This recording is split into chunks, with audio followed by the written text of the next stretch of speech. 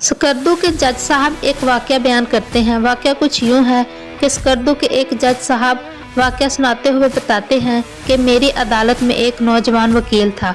इसने PhD physics कर रखी थी और वकालत के पेशे से मुंसलिक था। इंतहाई ज़ेरिक था, बात नहायत ही मुनासिब और दलील के साथ करता था। इसकी खूबी ये थी कि वो हमेशा मजलूम के साथ खड़ा होता था। मेरी वहाँ पोस्टिंग के दौरान मैंने कभी इसे कोई केस हारते हुए नहीं देखा था। मैं इसकी सच्चाई का बहुत ही गर्विदा था। बाज़ दफ़ा इसकी बात पर बगैर किसी दलील के मैं फ़ैसला सुना देता था और मेरा फ़ैसला बिल्कुल ठीक होता था। वहाँ हर जज इनका इतना ही गर्विदा था।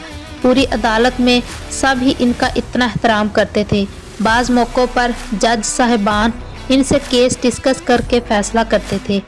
मैं इतना इसकी तालीम याफ्ता होने के बावजूद, इस फील्ड में आने और फिर जज बन जाने की अहलियत के बावजूद वकील रहने की वजह जानना चाहता था।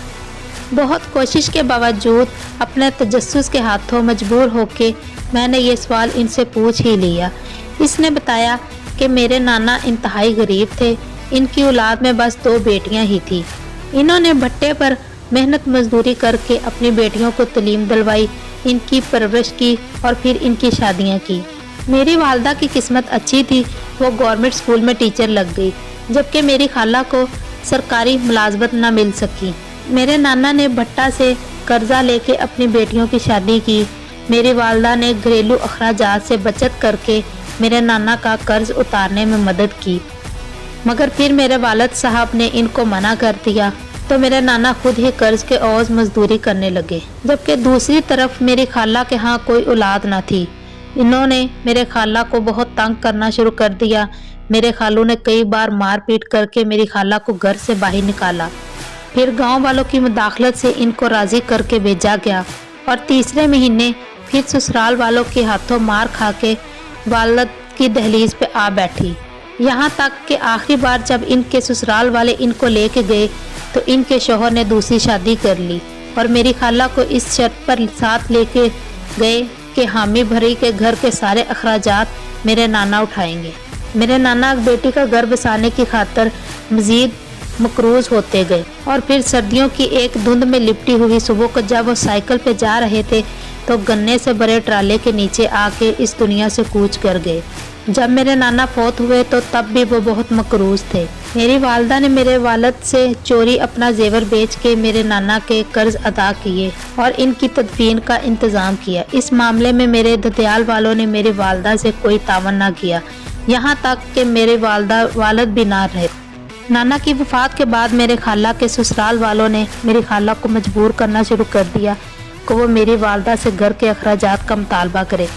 मेरी खाला ने इनकार किया तो इनको तलाक हो गई, मगर ना तो इनको इनका सामान वापस मिला और ना ही जेवर, बल्कि साथ हक महर भी ना दिया गया। मेरी वालदा और खाला के पास आखिरी सहारा कानून का था और कानून ताकतवर की बांदी है। मेरी वालदा और खाला ने हाई कोर्ट तक केस लड़ा मगर अपना हक न ले सके और फिर खाला हाई कोर्ट में केस सुनवाई की पेशी के बाद वापस आई और ख़ुदकुशी कर ली।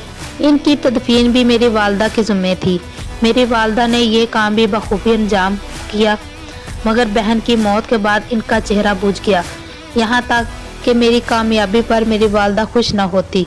तो यहाँ तक कि जब मैंने पीएचडी की तो मेरे दूर पार के रिश्तेदार खुश हुए, मगर मेरी माँ के चेहरे पर पहले जैसी खुशी न थी।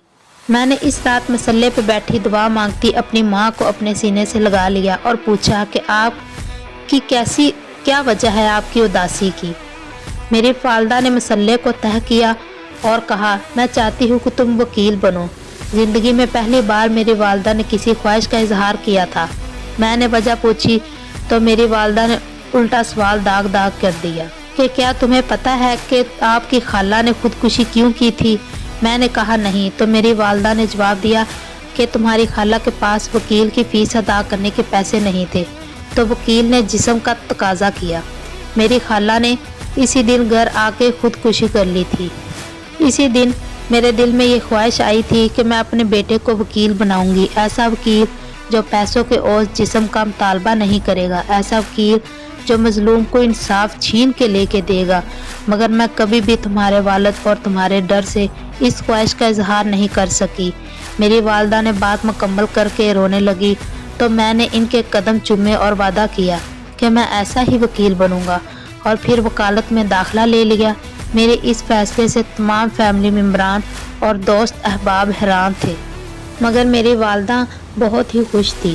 میری والدہ جب تک میں جاگ کے پڑھتا رہتا تھا، میری والدہ میرے ساتھ جاگتی رہتی اور آیت الکرسی پڑھ کر مجھ پہ پھونکے مارتی رہتی۔ پھر میں نے وکالت میں بھی گولڈ میڈل لیا اور اپنی ماں کا خواب پورا کر دیا، مگر افسوس کہ میری والدہ اس خواب کی تعبیر نہ دیکھ سکی۔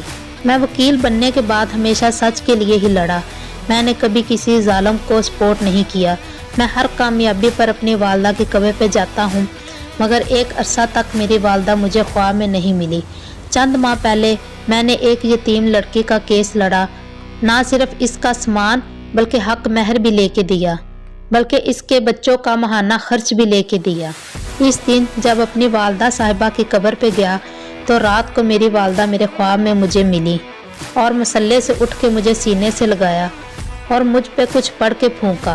اس دن مجھے لگا کہ میری زندگی نے کچھ مقصد حاصل کر لیا ہے۔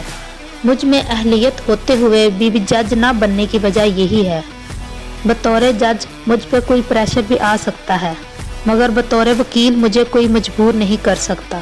میں حلال طریقے سے اتنا رزق کما لیتا ہوں کہ گزارا ہو جاتا ہے، بس مجھے اتنے میں ہی اطمینان اور خوشی ہے۔